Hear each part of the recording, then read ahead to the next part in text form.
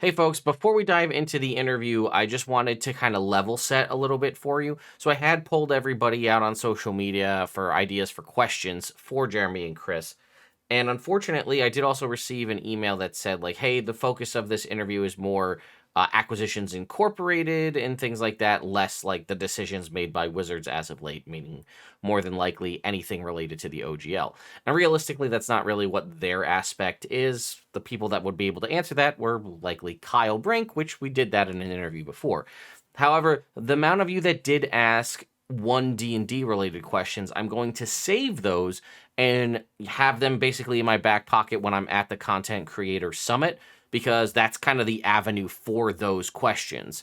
So once we get closer to that, I'll put out another poll for, I don't know how much time we're going to have to answer questions, and it's going to be a bunch of us, so I'll see what I can do. Another thing I did just want to say, when I sat down to do the interview with Jerry, I had time beforehand to curate all your questions into like a notes list. I went in to go set up for my interview with Chris and Jeremy, and they were already there. And actually, it turned out that the person that was supposed to be there, like the slot before me, wasn't there. So we just kind of rolled right into it. So I didn't have like my notes and stuff together. So I just kind of grabbed a couple of questions that I had and kind of went on the fly. So that's what you'll see. Anyway, that's enough for me. Let's get into the interview. What's going on, folks? Ted from Immersion here, and I don't think either of the gentlemen here need an introduction, but Jeremy, why don't we start with you and just kind of tell us who you are and what you do. I'm Jeremy Crawford. I'm one of the two game design architects for Dungeons & Dragons at Wizards of the Coast. And Chris? And I'm Chris Perkins. I am the other game design architect for Dungeons & Dragons at Wizards of the Coast. Jeremy and I have worked together for over a decade now. Yeah. Wow, is that long? Yeah, actually Closer to 16 years. So that's the entirety of all of 5e's run, and then was that, I guess, back into 4e as well? Yes. And also back into the tail end of 3rd edition. Oh, wow, okay, I did not know that. Yeah, so Chris hired me back in 2007, and my first assignment was the last 3rd edition book, which was The City of Stormreach, and then rolled into all of 4th edition and now all of 5th edition. So, I mean, one, I didn't know that, which is very interesting to hear, because I for some reason, I thought you were mostly 4 and 5. I know Chris has been around for a while, because I've seen many other interviews where you talk Some would about... say too long. Well, I mean, the fact that your start was with a magazine that no longer exists, right? That's, Yes. So we're obviously here. It's 15 years of Acquisitions Incorporated, which is a Kickstarter, was just funded shortly a little while ago. And I know that tonight we're going to have a live game, and I talked a little bit to Jerry about this, but you both have, I'd say, similar but also kind of different ways you go about DMing. And now for this series, you're going to have to share the table. How is co-DMing? Have you ever done co-DMing like this before? So what we're planning on doing is actually taking turns DMing the episodes. So each episode will have either the Chris Perkins or the Jeremy Crawford touch, but we're expecting to seed each other's sessions with little story bits, but they're also going to be also standalone, because one of the things we want to do is do shorter, more episodic stories. Our live shows for a number of years have all continued one big, massive story, and we thought it would be fun to get back to some tighter, shorter stories so that people who maybe are new to acting can just dive right in. Sure. But then we'll also have plenty of fun callbacks for people who've been fans of acting going all the way back to the beginning. Yeah. So most of the co-DMing will be behind the scenes when Jeremy and I are plotting things out. Okay. And then we'll each have basically one of us in the DM chair at any given time. And I mean, we've also talked about, one of us may or may not show up as an NPC in the other one's game. Some sort of expository delivering NPC, perhaps. And potentially a very disposable NPC. Who knows? If you need a character who can drop really quick, well, one of us might be playing that character. Gotcha. Yeah, we're still finalizing our secret plans before we even start filming. So how was the transition? Because Chris, you'd been doing this for a long time before you took over, Jeremy, and obviously it's pretty big shoes to fill. But did you have a ton of backlog of notes to share, or did you just kind of pick it up and run with it? How did that transition go? So the transition really involved me having seen a bunch of previous episodes. And when Penny Arcade approached me about stepping in when Chris decided to step away for a while, the first person I then went to was Chris to make sure I had his blessing to do it. Sure. Because I love Chris's DMing. He had done such wonderful work on ACK Inc. for so many years. He's also DM'd for me just away from cameras, and have always loved playing with Chris. So I wanted to make sure, hey, are you okay with this? Sure. And then... And I was like, I hate being on stage. Of course I'm okay with this. Take it all. And the main thing we did is we just chatted a bit before my first full episode about a few of the story threads that he had established, but that they hadn't seen, they hadn't fully come to fruition. And I just said, here are the ones I'm planning on picking up. One of the biggies being the clone of Jim Dark Magic that was sent into hell. Like that, I was in the theater watching that episode live, and when that happened afterward, I said to Chris, okay, I'm going to take that, and that Jim is going to come back. And that led to the quote-unquote real Jim Dark Magic, because that clone views himself as the real one, returning now as a lich in the later episode. Yeah, which is something you ran with, because I did not foresee that at all. I was surprised when I saw that. So I asked Jerry about his favorite kind of guest star at the table. So I figured I'd ask both of you, out of the ones you've been lucky enough to play with, who's your favorite person to guest, the guests that'll come in and out to DM for? Gosh, I guess by guests we're excluding folks like Jerry and Mike. Yeah, I'm going to say outside of, I guess Jerry and Mike. So anybody that's been kind of in and out, whether that be like a Will Wheaton or a Patrick Rothfuss or, anybody else that's been in and out. Oh gosh, it's so hard to choose because they're always so well selected. Yeah. And everyone brings something special to the chemistry. I guess of the guests, one that leaps out right away is Patrick Rothfuss, simply because he is so game for anything. He gets the absurd nature of the ACK Inc. experience. He doesn't mind being, pushed around by Jerry as an intern who never gets promoted. And he's willing to stick his hand up a dinosaur's derriere. So yeah, Patrick has always been one of my favorites. I think that translates to what we've seen, what's allowed and what's not allowed in some of the sessions for Patrick, so that makes sense to me. And I really can't choose because every single one of them has been awesome to DM for. Now, I will say that there is one guest where I then specifically asked for them to become a permanent member of the cast, and that's Anna Prosser.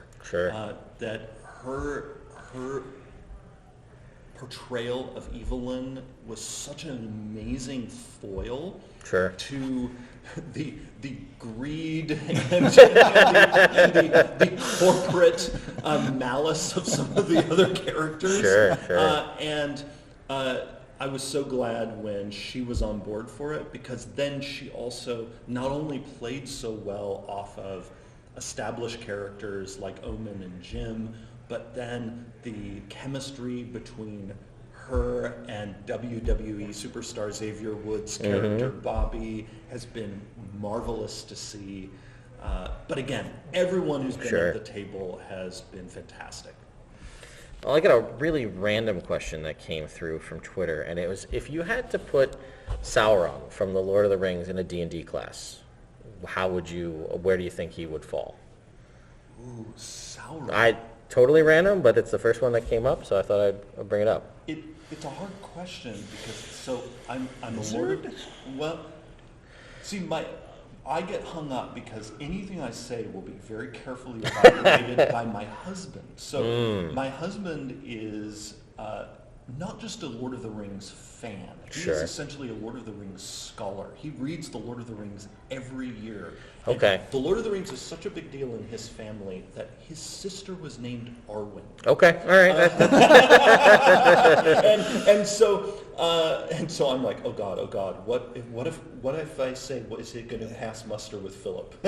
My mind instantly went to, this guy's making magic items, right? Sure. Yeah. So if he was a player character wizard, what gave me pause though is because he is a divine being. Sure, that's very true. He has innate magic, and so that then leans him towards sorcerer. Mm-hmm. And maybe before he fell, he would have elements of cleric. Mm-hmm. Mm-hmm. It's the same trouble whenever you try to give a class to, say, Gandalf. Sure, yeah. Because he has a little bit of wizard, sorcerer, and cleric. Yeah, I mean, you could also, I'd say you could make an argument Gandalf could be a fighter too, to be honest.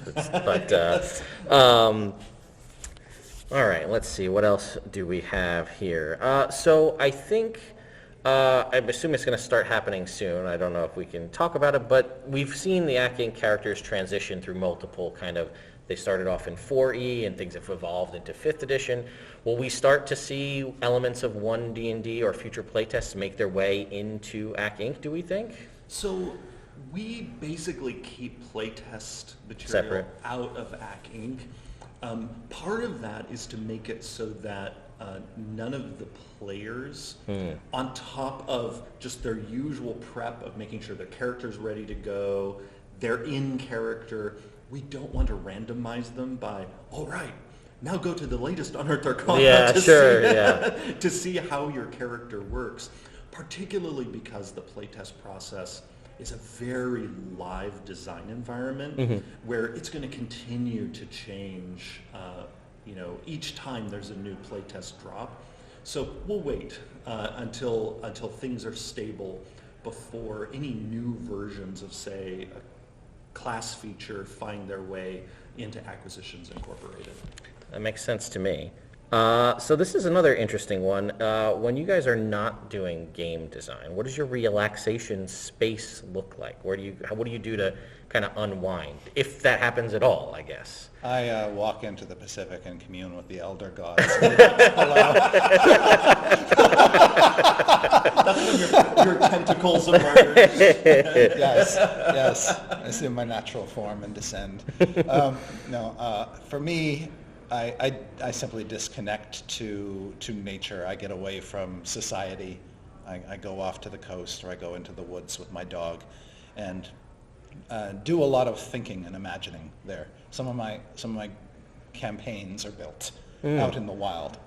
And I similarly love to travel, Sure. and a lot of the design work I do is inspired by places that I visit. But then also when I'm unwinding, I play a lot of other games. I play video games, I play a bunch of board games, I play other tabletop RPGs. So I am just like total gamer. So Sure. So when I'm not designing a game, I'm often playing one. When I'm not doing my whole dipping into my past life as a person who was preparing to become a professor of theology, and I still do a lot of theological study that even resulted in recently I gave a talk at a cathedral in Seattle. Oh, wow, okay.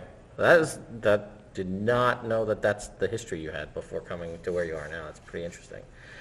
Let's see. I also had one come through. Just if you had to talk about what your process is when either of you go to do game design, right? Obviously, rules and narrative a little bit different, but how do you go about approaching whether it's a new project or you're kind of trying to come up with an idea for whether it's a new book or a new mechanic? What does that look like? That is a good question, because there's design that I do for myself, and I have pretty much free reign to think and execute upon that as I will. And then there's the design I do for the company that Sure. I'm paid for. And we have processes about what projects get on the schedule. A number of people weigh in on that. It's not a decision that we come to on our own. We look at data. We look at what what people want. We look at how we're building the line. We look at opportunities that arise. But once we land on a product idea, once something gets on the schedule, then if I'm leading it, I will start, even before the schedule, I'll just start writing down piles and piles of ideas. As many ideas for content, much more than would ever actually end up in the book. But I'm not being too selective at this point. I'm just trying to get everything that is thematically appropriate for the book out of my head and onto my computer or onto my notepad or whatever. And then I'm just sitting with it for a little while and seeing what sort of rises to the top. What do I think has the most traction? What do I think is going to be the best received of that content? Is there anything that I've dumped out of my brain that's new, that's going to require bringing in other people to help me develop that concept? Sure. Jeremy, for instance, would be the first person I'd come to if one of my ideas was like a subclass or a new background or a new magic item or anything that had a mechanical element. For me, my process varies depending on what it is I'm designing. And so first off is, who is the audience and what kind of experience are we trying to give with it? So what that means is, my approach was very different many years ago when, say, I was doing design work for Warhammer Fantasy Roleplay or Mutants and Masterminds or Blue Rose or D&D. In each case, what the players of that game want, or in the case of Blue Rose, we were imagining who the players were since we were designing a new game. Sure.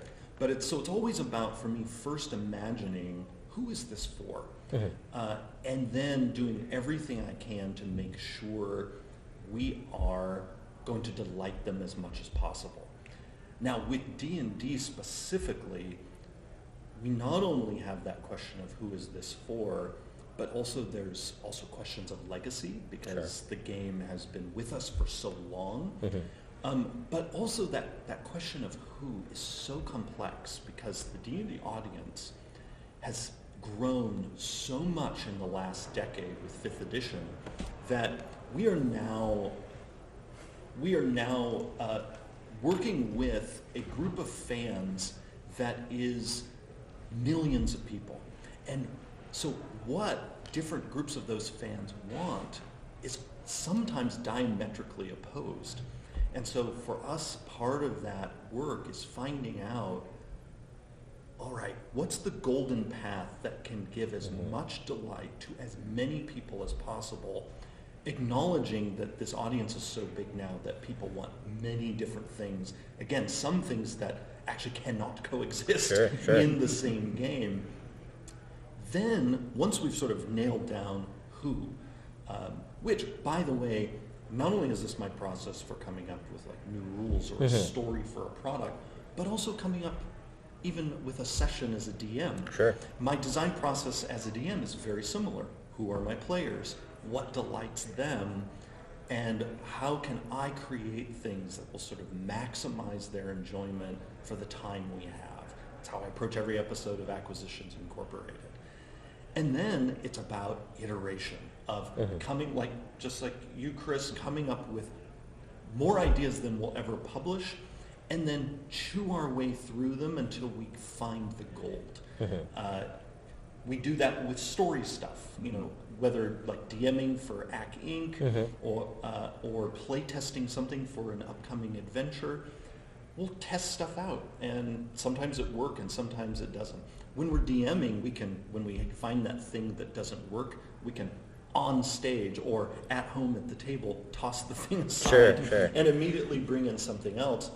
How we deal with that with the rules, in contrast, is that's what things like the Unearthed Arcana playtest process are for. So that's why we will send, again, we treat it like sort of DMs. We will send stuff out, and I've talked before publicly about this. We're experimenting, and we actually don't think it's going to make it, but we've been surprised before.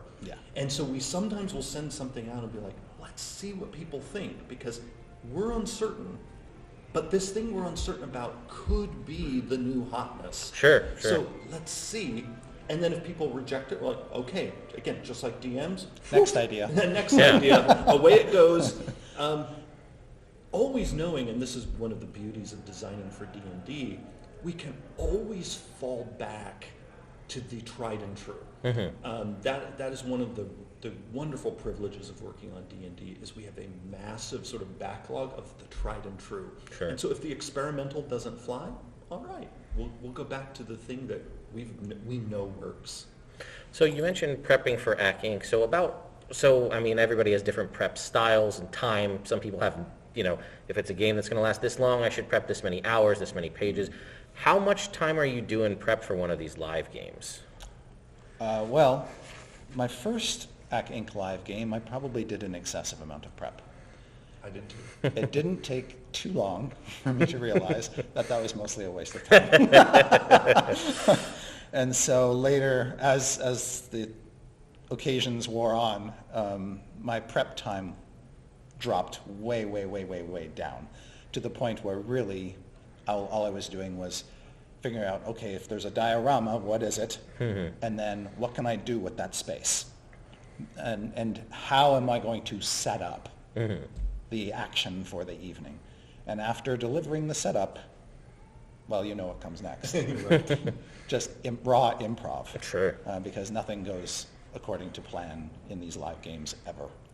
Yeah, and for my first ACK Inc. game on stage, I think I prepared about a year's worth of material. I never did that much. and it was my first time, and I was like, oh God, I need to do right by this. And then I also, like you, very quickly realized, okay, I do not need to prep this much. So it definitely takes some time, especially the early planning on a diorama or any other set pieces. But otherwise, I try to keep it tight because with these talented players, we just basically set the table and then they make the meal. Yeah. And our job is often just we need to get out of the way. Yeah, and ACK Inc. sort of creates maybe an unrealistic expectation because they're so talented. Yeah. You can put so much of the storytelling onus on these players because they're consummate professionals and they're really good at knowing their character and what their character will do. With my home game, I actually do a bit more prep, partly because it's therapeutic and I enjoy it. Sure. And if they don't actually go where I think they're going to go and I waste some time creating some stuff that ultimately doesn't get used, I feel like I can find a home for that later on. And I really like spending a lot of my sort of off work time just thinking about imagining different what-if scenarios. What if this happened in the campaign? Or what if this happened to this character? How would their character grow? But always with the expectation that even in my home games, my players will surprise me. Sure. Yeah. For my home games, which Chris has played in, I also prep even more than I do for ACK Inc. But I'm spending most of that prep time on the setting and less on the individual sessions. So similar to you, what I'm doing is creating this library of material that I can use wherever they end up going. So for me, it's much more about, I have some key plot points, I know what the villains are up to, and then I have this array of material that I can lean into depending on what choices they make, because I can never predict what they're going to do, which for me is one of the joys of DMing. Sure. I love being surprised by the players. So, I mean, you both have been gushing about these home games, so I think let's hear a little bit about them. I want to know, are these new games? Have these been going for a long time? Are these in an established setting, something you've made up for yourself? Going all the way back to first edition, I've always had sort of one home game that I've sustained for years. That's impressive. And first edition had one, second edition had one, third edition had one. You were in my fourth edition one. Well, I was in it from Yeah. first to 30th level. Yes. And then in my fifth edition one, which has been running now for about, 6 years, is about every every other week we try to get together. We're all busy. Sure. But it's very sort of intimate and closed. It doesn't change a lot. The players have basically been stable. We introduced one new player since it started, and we play online because we do not live all in the same place. One of the players is in Florida. Sure. A couple are in Oregon. A couple in Seattle. So online gaming, we try to keep the sessions short, about 2 hours tops. But we get a lot of story in that 2 hours because we get the talking over with pretty quickly, and then it's just, okay, we're in. Yeah. Dice rolls, let's start. Boom, boom, boom. And it's serialized, so it is a continuing story that has been going on, and we've seen the characters change, in some cases die and come back to life, and all the rest of it. My home games, we're currently on pause. Okay. I'll explain in a minute Sure. why. My home games have had a rolling group of players. Some have been around for decades, others, for a few years at a time.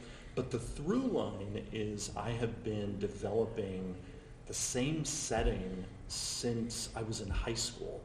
And That's something I've never experienced. I mean, I've never done that. And this setting is my answer as a kid, because my favorite adventure as a kid was I-6, Ravenloft. And the big question that module posed to me as a child DM was, what is the world that Barovia came from? And so I created that world for myself and my players back when I was in high school, and I've been DMing in that world ever since. And ever since I came to Wizards of the Coast, a number of members of the D&D team have been in my D&D group. Most recently, Chris has been in it, James Wyatt has been in it. Before that, Michelle Carter, Chris Sims, Greg Billsland. A number of people have come to flesh out this world, experience its beauties and its horrors. Right now we're on hiatus though, because one of my main players is my husband, and he is sort of the lore keeper of this world, and he's currently in school in California and getting a graduate degree. And so we talked about, should we do it without him, and it doesn't feel right. So we're waiting for him to be He's back one of in the Seattle. constants. Yeah. Sure. Of the, Yeah, and plus there's a whole lot I do that's sort of fan service for him,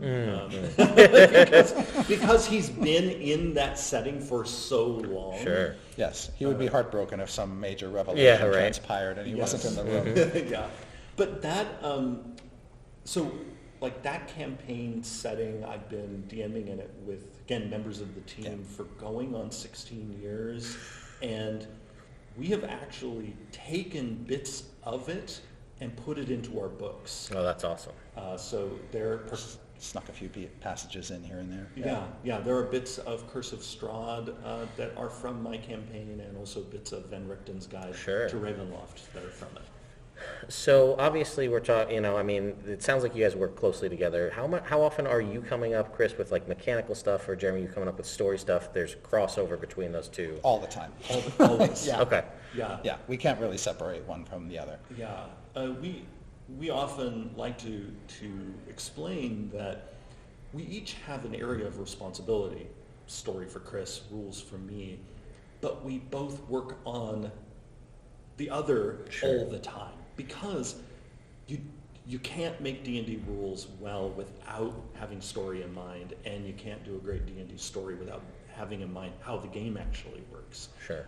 And so we not only do we each approach the work very similarly, that story and rules are intertwined in such a way that you can't pull them apart in D&D, at least to have the game be healthy and Sure. fun. But that also means we work closely similarly. I mean, we have been bouncing ideas off each other for, again, like 16 years. Sure. One specific example that pops into my head was one time while you were leading Xanathar's Guide to Everything, you noticed there was a bit of a hole and wanted to create some common magic items. So you asked me to do that, And so between breaks while you were running his home campaign, I had brought my computer to his house, and when we broke for whatever 15, 30 minutes while everybody's getting drinks, I'm like madly typing up magic so I can get them to Jeremy's hands on Monday for inspection. Gotcha. All right. Yeah, so even the common magic items in Xanathar's Guide to Everything literally came from my home campaign because Chris was writing them there at the table. I think we're coming up here on time, so I got one last question. So everybody's got that favorite one memorable D&D character, whether it's one you've played for the longest, just the most memorable. So what for you is your favorite, most memorable D&D character that you've played? I know it's going to be we're asking for that's a long history there. So I don't want to go too far into the past because it gets a little murky. Plus, I honestly DM a lot more than I play. Sure. Most of the characters I've played have been pretty disposable, actually. The one that strikes me as my favorite in recent memory is my halfling rogue Norrell from Jeremy's campaign. I like Norrell because he's a smart character who deliberately puts himself in precarious situations. And he's got a bit of a death wish. Yes. But a lot of luck because Sure. he's a halfling. Yeah, that makes sense. He has managed to skate through dangerous scenarios, and it sort of became a little internal dare in my mind, is how far can I push him before Jeremy eventually just closes the door? No, and I loved that about Norrell, that just he kept like edging up to the precipice. And, Yes. and Part of it was that our party outside of Norrell was very conservative and cautious.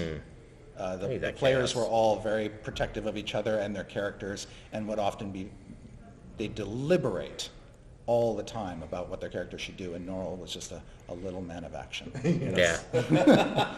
like, while they're trying to decide, should we open the door? He's already opened it and is 2 rooms beyond. Which I loved because the rest of the group, all wonderful players, but sometimes they needed a little instigation. Sure. So what about you, Jeremy? Your favorite or most memorable character you've played? So, like Chris, I spend most of my time DMing, and I have a number of characters I like, but the most recent one I've enjoyed playing, both as an NPC and occasionally in a game, is Vi. Sure.